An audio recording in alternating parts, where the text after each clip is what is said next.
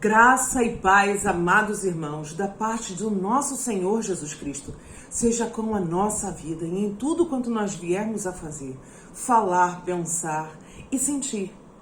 Pois é, precisamos muito do Espírito Santo do Senhor sobre nós para que haja iluminação na nossa mente, fogo no coração e na prática de vida refletir tão somente a glória do nosso Senhor. Eu estou aqui a meditar sobre uma passagem em que uma amiga pediu para que eu estudasse e passasse para ela esse estudo. E acho bastante pertinente que venha trazer ao conhecimento de todos. Isto porque você pode pensar, mas Amanda, o que ela pediu é direcionado à mulher. Fala sobre mulheres e é uma mulher a falar agora. No entanto, o que nós estamos aqui a meditar é na palavra de Deus. E a palavra de Deus é para o povo de Deus, homens e mulheres, jovens, crianças, em todo lugar. Então, vamos debruçar na palavra. Importa que saibamos que uma vez que temos a cosmovisão cristã, evangélica em Cristo Jesus, não podemos meditar na palavra de Deus de qualquer maneira. Não podemos pegar a palavra de Deus e manuseá-la, meditar e ler da forma como nós queremos, tendenciosamente, com a forma que a nossa opinião, o nosso sentir. Nada disso. Todo o nosso pensamento, sentimento, achismo precisa estar subjugado à palavra de Deus. Porque a palavra de Deus, não minha, não sua. Então, o que pensamos, sentimos, achamos é irrelevante diante da palavra de Deus. E assim sendo, temos que ter a necessidade de estarmos falando sempre à nossa mente, ao nosso eu, que quem vai nortear este conhecimento, este saber, é o Espírito Santo, por meio de Cristo Jesus, revelando a glória do Pai. E a Santíssima Trindade, em que nós agora, por causa de Cristo Jesus, podemos então estar em perfeita comunhão. É escandaloso, não é? O Deus Pai que criou o universo, que ama profundamente o Filho, nos ama de igual forma, ainda que não sejamos merecedores. Não fomos, não somos, nem nunca seremos merecedores de tamanha graça. Não importa o que venhamos a fazer ou nos abster de fazer. O Senhor nos ama como filhos muito amados, por causa do Filho em quem Ele se compraz. Importa que sejamos então, uma vez proferida a fé evangélica em Cristo Jesus, precisamos meditar na palavra de Deus através do Evangelho, que clarifica toda a palavra, porque toda ela aponta para Cristo, Ele sendo o suficiente, a centralidade de todo ser, a centralidade de nossa vida pela qual nos importa viver, caminhar, pensar, sentir e falar. Então, não podemos nos tirar versículos para sermos tendenciosos, porque o que o Senhor está dizendo para um povo, de forma pertinente a este povo, de forma pedagógica a este povo, e aponta para o seu Filho. Em tudo que nós estivermos lendo, precisamos sempre olhar aos olhos de Cristo Jesus. Olha, se Jesus, mesmo sendo Cristo desde o nascimento, iniciou o seu ministério aos 30 anos e durante 3 anos esteve caminhando com seus discípulos, revelando de todos os sinais e maravilhas que as Escrituras estavam falando que seria o Cristo a vir, por que nós estaremos fazendo diferente? Jesus discipulou aos seus discípulos, ensinou aos seus discípulos de que tudo era sobre Ele. Em todas as atitudes, em todos os ensinos, em todos os testemunhos. Inclusive, podemos nos direcionar a partir do que Jesus, já ressurreto, aparecendo àqueles discípulos que já estavam saindo de Jerusalém, indo para Emaús, conforme diz no Evangelho de Lucas. Estes homens, já desamparados, têm a revelação do Cristo ressurreto. Eles não conseguem observar com seus próprios olhos, não conseguem distinguir com seus próprios olhos, mas eles ouvem o que Jesus está a lhes dizer, que de Moisés aos profetas, tudo era sobre ele. E aí, quando estão assentados à mesa, na perfeita comunhão, que é o grande símbolo de relacionamento pessoal, que é se assentar à mesa, estabelecer a comunhão, eles conseguem ver quem é Jesus. Eles conseguem distinguir a revelação do Cristo ressurreto e voltam para onde eles estavam e tinham fugido, estando sentido então desamparado. Por isso, importa eu dedicar este especial detalhe que a palavra de Deus, ainda que dita por uma mulher e que vai agora falar sobre mulheres, não está direcionado apenas às mulheres, mas ao povo de Deus, porque a palavra de Deus a homens, mulheres, jovens e crianças. E nisto podemos então ver a clarificação da mensagem. O que minha amiga pediu para eu falar, então, é sobre Ana e Penina. Ana e Penina estão agora na abertura do livro de primeiro livro de Samuel. O primeiro livro de Samuel já sendo aberto desta forma, à luz destas duas mulheres. Mas será que o trecho está falando sobre as mulheres? Sobre Ana e Penina? Podemos então distinguir, à luz do Evangelho, o que de fato se trata este texto, como aponta para Cristo. E podemos perceber que em várias nuances de nossas vidas temos algumas batalhas a serem travadas e vencidas por aquilo que o Senhor nos diz e nos promete em sua palavra. Podemos então ver o Deus Pai revelado a nós por meio de Cristo Jesus, a exata expressão do ser, do Deus invisível, e podemos agora olhar para a palavra e ver a presença de Deus ali. Vamos então meditar no capítulo 1 de 1 Samuel. Por que eu falo 1 Samuel? Primeiro livro de Samuel. Por que eu falo primeira aos Coríntios? Primeira carta aos Coríntios. A gente deixa oculto, então, ali o substantivo e a gente mantém o numeral consoante ao gênero desse substantivo. Então, primeiro livro de Samuel, dizemos 1 Samuel. 1 Samuel 1. Houve um homem em Ramataim, Zofim, da região montanhosa de Efraim, cujo nome era Eucana, filho de Jorão, filho de Eliú, filho de Tou, filho de Zuf, efraimita. Ele é filho de vários pais? Não, aqui está falando exatamente da sua ascendência até chegar ao status de que ele é da tribo de Efraim. Tinha ele duas mulheres, uma se chamava Ana e a outra Penina. E vem o destaque aqui no verso 2. Penina tinha filhos, Ana, porém, não os tinha. Vamos dar uma parada nesse verso 2. O símbolo do favor de Deus sobre a mulher eram os filhos. Se a mulher era estéril, refletia em toda a sociedade, em todo o ambiente na qual ela estava inserida, aquela situação que não tinha o favor de Deus sobre a vida dela. Ali, então, nós temos uma mulher chamada Penina, que era favorecida. Os homens, toda a sociedade estava olhando para ela como sendo favorecida. No entanto, tinha-se Ana. E Ana, aos olhos da sociedade, aos olhos daquele ambiente, daquele contexto, não era favorecida por Deus. Estamos aqui a dizer o que os homens estão a olhar e a contemplar. Contexto histórico, contexto situacional. Este homem, Eucana, subia da sua cidade de ano em ano a adorar e a sacrificar ao Senhor dos Exércitos em Siló. Estavam ali os dois filhos de Eli, Ofni e Finéias, como sacerdotes do Senhor. Perceba que este homem é um homem temente ao Senhor e regularmente está ali a oferecer ao Senhor sacrifícios e ofertas, como era de costume a todos os homens, que são do Senhor, povo de Deus.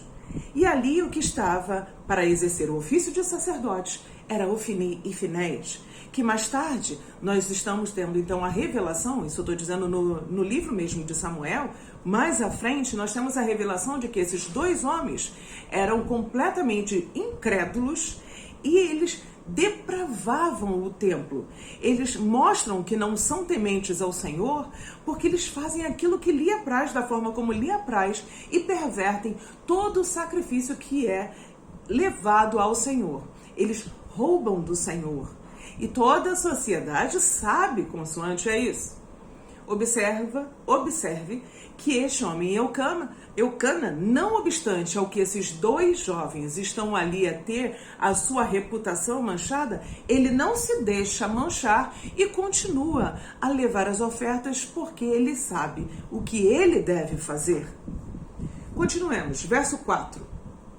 No dia em que Eucana oferecia o sacrifício, dava ele porções a Penina, sua mulher, e a todos os filhos e filhas dela, proveniente dela com ele.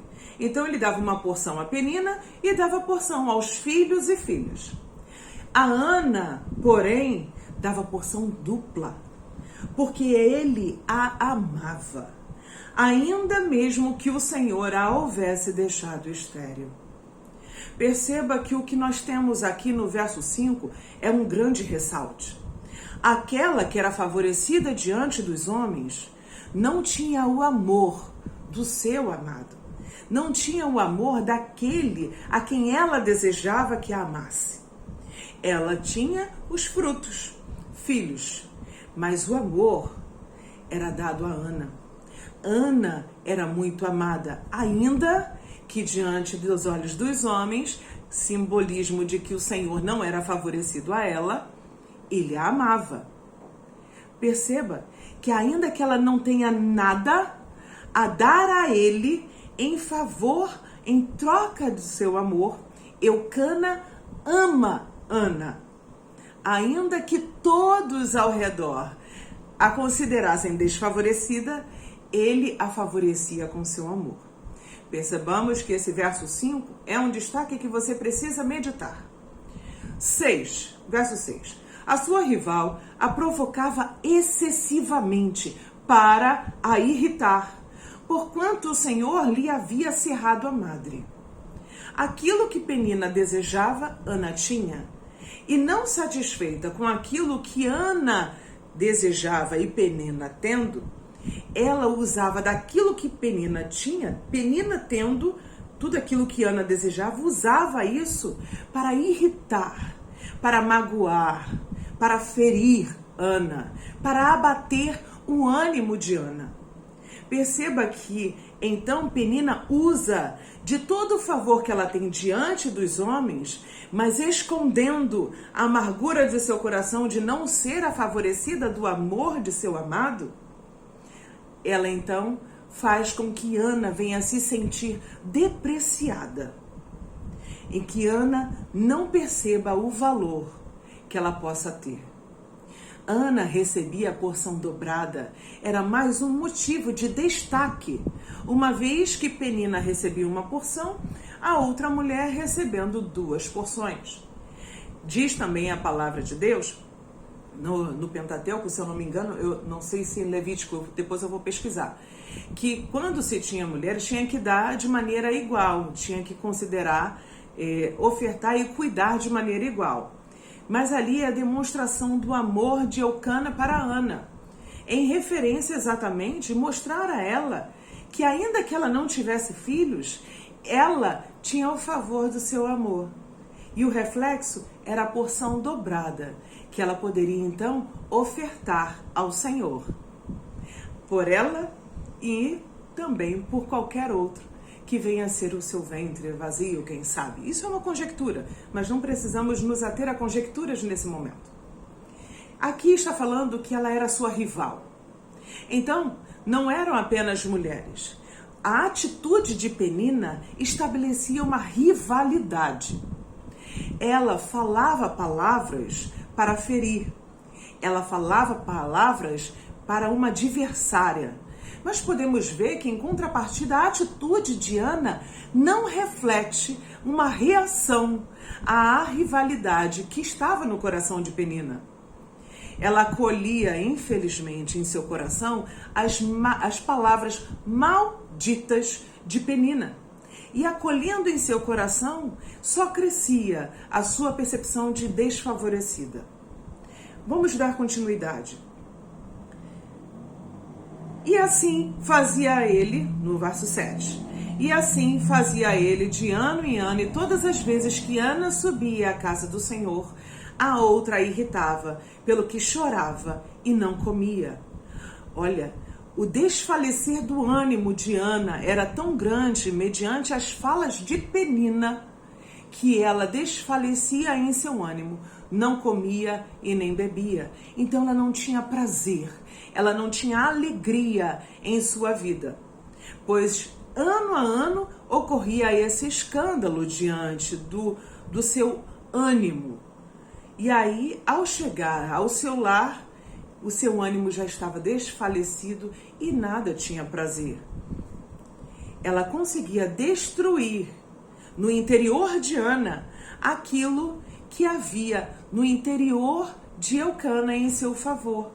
Eles poderiam estar usufruindo desse amor e da alegria, da satisfação um no outro, e quem sabe o que poderia ocorrer, mas nessa alegria de um do outro era o que feria o coração de Penina e ela não conseguia lidar com essa alegria do outro.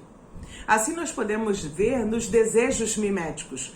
Quando alguém, por exemplo, vai ganhar o terceiro lugar, está extremamente feliz com o terceiro lugar e o primeiro lugar conseguiu por causa do seu grande empenho, trabalho, pelo seu mérito, ele conquistou o primeiro lugar, se esforçou e ali ele começa a perceber que foi suficiente o que ele fez e olha para ele e não consegue se alegrar realmente com um prêmio, mas ele se alegra porque conseguiu lograr isso mediante os seus méritos. Ele olha para aquele que está agora muito mais vibrante que ele com o terceiro lugar e deseja a felicidade do terceiro lugar. Isso é o desejo mimético. Eu não quero o que o outro tem. Eu quero a alegria, a felicidade que o outro tem. Há um nome também chamado para essas situações, que é aqui de Penina, de inveja. Inveja que produz raiva, rivalidade e que provém de palavras que lançam para dividir. Essas palavras que lançam para dividir o coração, o ânimo ou uma relação, são palavras do diabo. Diabo é lançar para dividir, é o adversário. Ele não se alegra na comunhão, ele lança para dividir. 8. Então Eucana, seu marido, lhe disse: Ana, por que choras? E por que não comes? E por que estás de coração triste? Não te sou eu melhor do que 10 filhos? Perceba que a fala de Penina para Ana é de que ela não era favorecida. Perceba agora que Eucana dá o consolo a Ana, mas utilizando uma fala que para Penina isso é também ferir. Porque tudo aquilo que ela gostaria, Eucana está falando agora para Ana. Não te sou eu melhor? O meu amor, o amor que eu disponho para ti, não é melhor do que 10 filhos? A pessoa pode ter filhos, um monte de filhos, mas se não tiver o amor do seu marido, o que vale esses filhos? Perceba que o que estamos falando aqui não somente trata-se de filhos, de marido, mas sim de uma relação, de uma comunhão íntima e pessoal.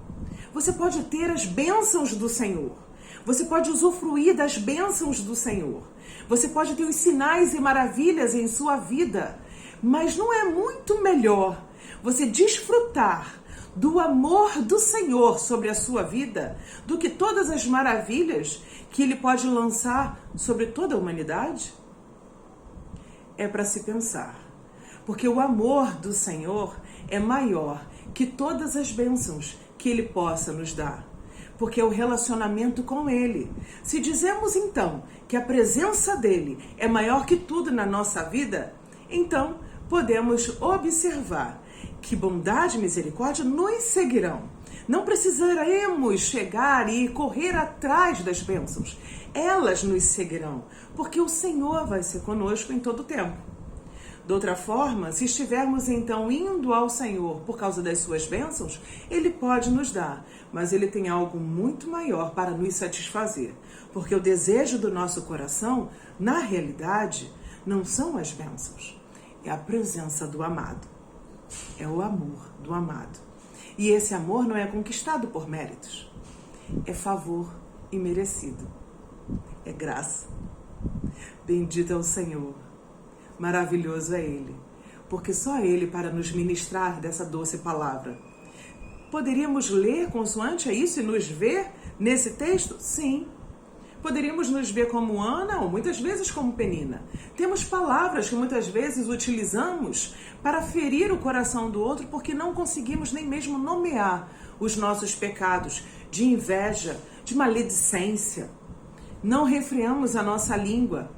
Não consideramos que poderíamos dizer palavras de bênção sobre pessoas que estão com seu coração amargurados porque já se veem, já se percebem excluídas de uma comunhão por isso ou por aquilo. Elas já se percebem desfavorecidas porque toda a sociedade ao seu redor possa estar lhe dizendo que assim é. Mas o favor do Senhor está sobre aqueles que Ele deseja para Ele. E assim, conseguinte, consoante o beneplácito da sua vontade. Não é pelo muito fazer, nem do se abster de fazer. Essas coisas serão reflexo, não serão o primeiro momento ou a primeira situação a ser buscada. Mas vamos dar continuidade. A oração e o voto de Ana. Após terem comido e bebido em Siló, estando Eli, o sacerdote, assentado numa cadeira, junto a um pilar do templo do Senhor, levantou-se Ana e com amargura de alma orou ao Senhor e chorou abundantemente. Perceba que logo na primeira perícope é um texto pequeno, né? O primeiro texto, a abertura, que é do verso 1 ao verso 8, trata então de um cenário anterior à estada do templo. E nesse cenário anterior, Penina fala contra Ana, Eucana fala em favor de Ana, mas Ana não responde a nenhum dos dois. Tão somente o seu coração encontra-se ali bastante amargurado, cheio de sentimento de dor. Eucana olha para aquela situação e tenta consolar. Penina olha para aquela situação e espezinha cada vez mais. E ali está numa comunhão familiar. Uma comunhão entre o povo de Deus. No entanto, o que apresenta-se agora é que Ana fala. Sendo que Ana fala quem de fato poderia, então, trazer solução para a sua dor. Porque a figura de presença de Deus, da pessoa que era para levar a Deus a dor e a aflição do povo, era o sacerdote. E Eli está sentado na entrada do templo, enquanto seus filhos estão ali operando no interior do templo. Eli observa Ana e mais uma vez há alguém a julgar o que está no coração de Ana, sem dar-lhe a oportunidade de perguntar o que lhe é possível fazer para abrandar a sua dor. Ana, tudo que ela pode fazer é chorar copiosamente diante do Senhor, trazer ao exterior a dor do seu coração em forma de lágrimas. E o seu choro se torna sua oração. Ela ora, clama ao Senhor e assim segue a visão de Eli diante daquele cenário, dela lamentando, chorando, clamando ao Senhor. Verso 11. E fez um voto, dizendo ao Senhor dos Exércitos: se benignamente atentares para a aflição de sua serva e de mim, te lembrares e da tua serva não te esqueceres, e lhes deres um filho, varão, ao Senhor o darei por todos os dias da sua vida, e sobre a sua cabeça não passará navalha. Demorando-se ela no orar perante o Senhor, passou Eli a observar-lhe o movimento dos lábios. Olha, irmãos, Aqui está Ana orando diante do Senhor, e o que Eli observa é o tempo que ela está ali diante do Senhor. E olhando o movimento dos lábios, em que ela não está falando como era de costume, orar em alta voz, então ela está falando baixo, está lamentando, então não está verbalizando de forma audível a Eli. Eli então taxa o seu julgamento. Verso 13. Porquanto Ana só no coração falava, seus lábios se moviam, porém não se lhe ouvia voz nenhuma. Por isso, Eli a teve por embriagada. Ele disse, até quando estarás tu embriagada? Aparta de ti esse vinho. Porém Ana respondeu, não, Senhor meu, eu sou mulher atribulada de espírito. Não bebi nenhum vinho, nem bebida forte, porém venho derramando a minha alma perante o Senhor. Não tenhas, pois, a tua serva por filha de Belial. Tem uma outra versão que fala por vadia, né? Mulher que estaria ali à mercê. Porque pelo excesso da minha ansiedade e da minha aflição é que tenho falado até agora. Então lhe respondeu Eli, vai-te em paz, e o Deus de Israel te conceda a petição que lhe fizeste. E disse ela, acha a tua serva mercê diante de ti. Assim a mulher se foi no seu caminho e comeu, e o seu semblante já não era triste.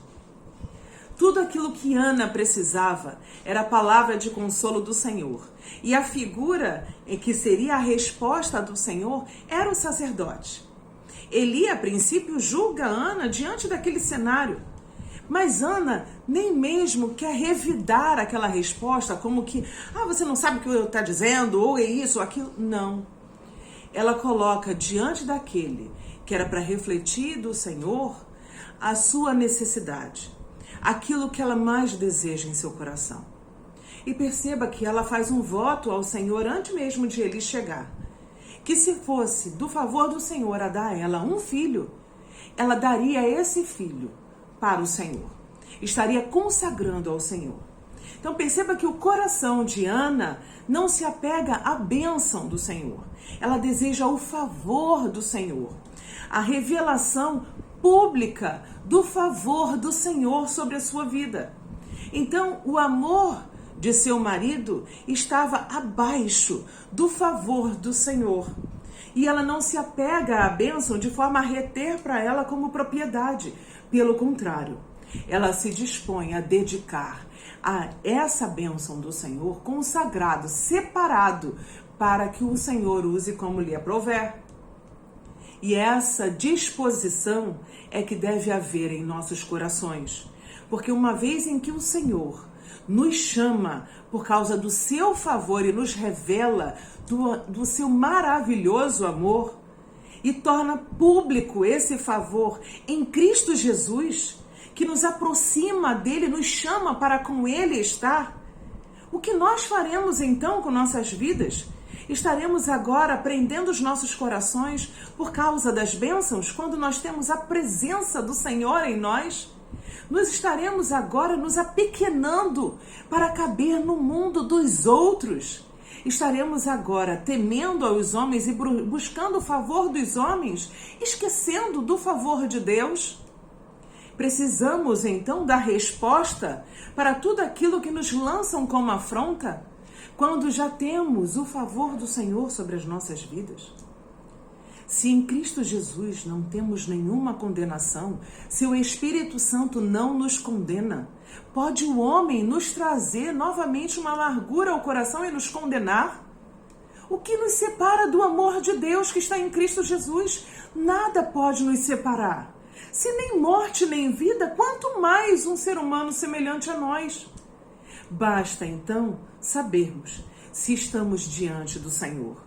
Se o nosso coração está cheio do favor imerecido do Senhor em nossas vidas, porque certamente refletiremos de todo esse favor nesse renovar de ânimo. Assim como Ana, ao ouvir essa palavra consoladora do sacerdote Eli, Independente das suas posturas, independente daquele cenário que se estava ali inserido dentro do templo, o Senhor atentou ao coração de Ana. O Senhor revelou publicamente do seu favor sobre a vida de Ana. E aquele favor lhe trouxe paz, novo ânimo, felicidade e alegria. A ansiedade foi embora. A amargura foi embora. O que Penina, o que Eucana, ou que qualquer um da sociedade pudesse dizer, já não tinha lugar no coração de Ana, porque o favor do Senhor já estava ali. E o que nós vemos a seguir? No verso 19. Levantaram-se de madrugada e adoraram ao Senhor, e voltaram e chegaram à sua casa.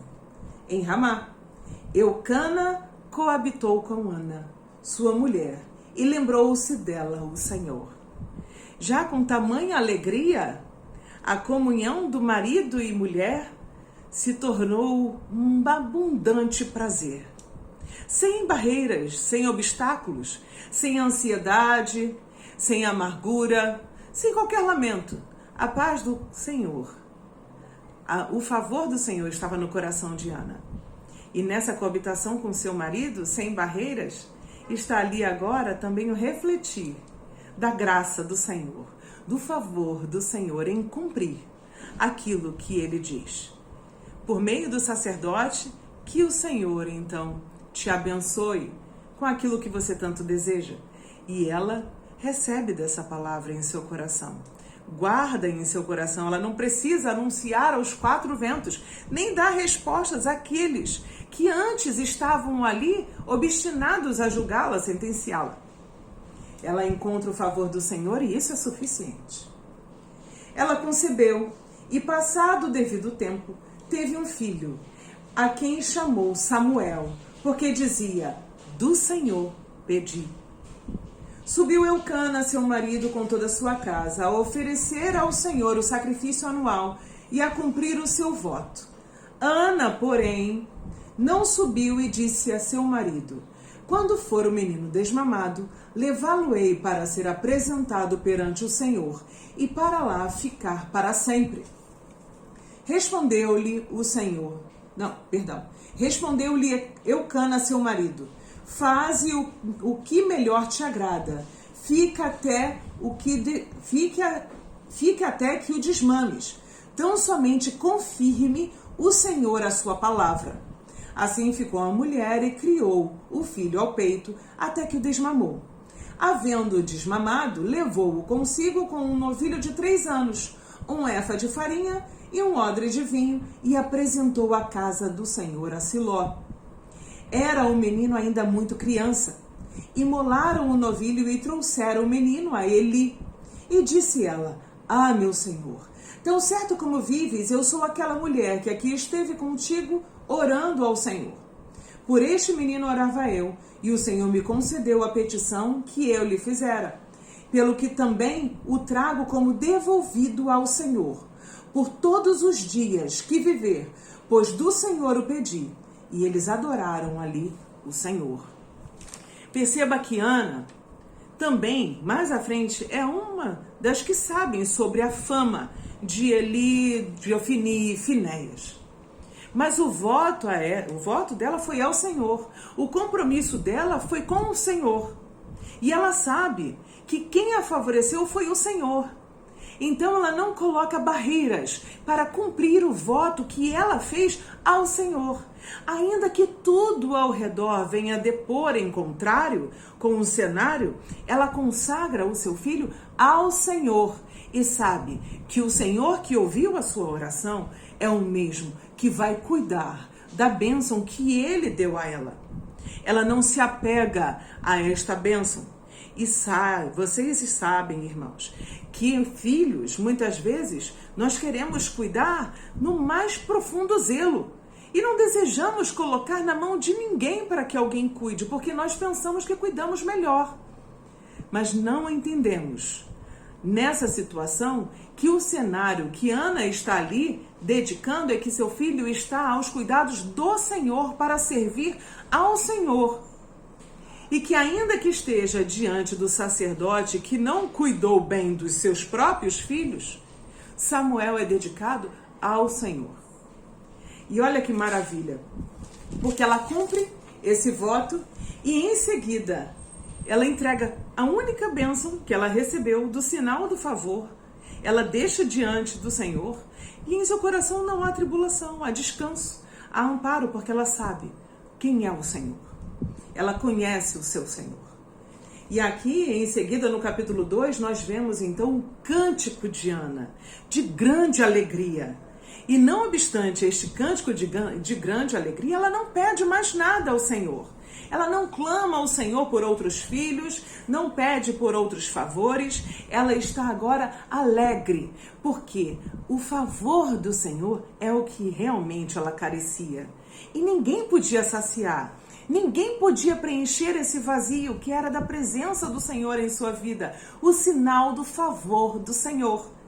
E olha que maravilha, que neste momento, aquele sacerdote que antes havia julgado, observa esse cenário e sabe do favor do Senhor, coloca sobre ela então uma outra bênção, e sobre seu marido, que a ama. Verso 12. Eram, porém, os filhos de Eli, filhos de Belial, e não se importavam com o Senhor. Perdão, gente, deixa eu só ver aqui.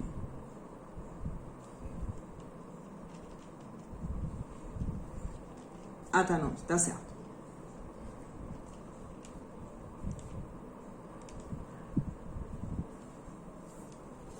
Abençoou, pois. Ah, tá, não, perdão, gente, é no verso 18, a mocidade de Samuel. Samuel ministrava perante o Senhor, sendo ainda menino, vestido de uma estola sacerdotal de linho. Sua mãe lhe fazia uma túnica pequena e de ano em ano lhe trazia quando seu marido subia a oferecer o sacrifício anual. Então Ana entoa o seu cântico e no verso 12 ao 17 fala sobre os crimes dos filhos de Eli, o cenário que não é favorável para que nenhuma mãe deixe seus filhos ao cuidado deste homem, mas está ali então percebendo. E de ano em ano, Ana está ali a levar novas vestes para o seu filho. Sua mãe lhe trazia uma pequena túnica e de ano em ano trazia quando seu marido subia a oferecer o sacrifício anual. Eli abençoava a Eucana e a sua mulher e dizia: o Senhor te dê filhos desta mulher, em lugar do filho que devolveu ao Senhor. E voltavam para sua casa. Abençoou, pois, o Senhor a Ana, e ela concebeu, e teve 3 filhos e 2 filhas, e o jovem Samuel crescia diante do Senhor. Em todos os anos, então, que se seguia, em que Samuel estava ali e Ana ia com Eucana a servir, Eli colocava sobre a vida de Ana essa bênção: que o Senhor lhe seja favorecida com mais um filho, que o Senhor lhe seja favorecida. E assim, Ana também concebeu a outros filhos. Ainda que não precisasse, ainda que não pedisse, em que seu coração não tivesse qualquer necessidade de mais filhos, o Senhor foi abundante sobre a sua vida. O seu marido, que antes ofertava então uma porção dobrada para ela oferecer ao Senhor, o Senhor então mostrou sobre Ana o seu favor. Bondade e misericórdia seguiram Ana, refletida então nesse favor que eram os filhos. Amados irmãos, precisamos pegar a palavra de Deus com bastante zelo e cuidado. O que vemos aqui é que nós temos o nosso Senhor que nos amou, nos ama e nos amará. Não precisamos das bênçãos do Senhor para sermos favorecidos, porque o favor do Senhor já nos é suficiente. Este favor do Senhor nos traz o consolo em nossos corações que nos renova dia após dia, para estarmos diante desse mundo que habita em escuridão a refletir da sua graça, misericórdia e amor. Se não estivermos agindo dessa forma, meditando na palavra do Senhor, que nos constrange, nos confronta e nos liberta do nosso eu, nos limpa das amarguras, dos nossos pensamentos, das nossas justiças próprias. se nós tentarmos responder ao mundo conforme o nosso ego ferido, as nossas dores, nós não deixamos diante da cruz. Nós não estamos buscando o favor do Senhor. Estamos buscando agir conforme o nosso próprio ímpeto e a nossa própria vontade. Estamos, na realidade, agindo muito mais como Penina do que Ana. Então, pensemos. Ó Igreja do Senhor, medite na palavra do Senhor e encontre o favor do Senhor sobre a sua vida e sobre este favor esteja vivendo suficientemente alegre, contente, em contentamento com a presença do noivo na sua vida. Que o Senhor Jesus te abençoe e te guarde e que essa palavra entre no seu coração de maneira a preencher todo e qualquer vazio, porque tudo o que precisamos é do Deus que criou o universo e ouvir dele: vinde benditos de meu Pai. E aí, o que você está a esperar? Ouça a voz do amado a te chamar. Ele te ama, ele cuida, ele zela. Não desconfie de sua palavra e esteja pronto a ouvir e obedecer. Ainda que a sua carne esmoreça, ainda que o seu coração venha estar achando que está sendo injusto ou ferido, coloque diante do Senhor. Ele tem vida para você. Uma vida abundante, fonte a jorrar para a vida eterna. Senhor, bendito Deus, nós te louvamos e agradecemos, porque somente tu, Senhor, é capaz de nos dar a clareza de entendimento da tua palavra. Tu és o autor e também precisamos que o Senhor venha consumar essa fé em nosso coração, para que possamos viver mediante aquilo que o Senhor nos diz a fazer. Autor e consumador da nossa fé. Louvado seja o Senhor, porque não merecíamos, não merecemos, nem nunca mereceremos. Não somos dignos do seu amor, mas a dignidade nos foi restaurada por causa do seu Filho amado, Jesus. Louvado seja o teu santo nome e que seja santificado em nossas vidas. Em nome de Jesus. Amém. Deus te abençoe.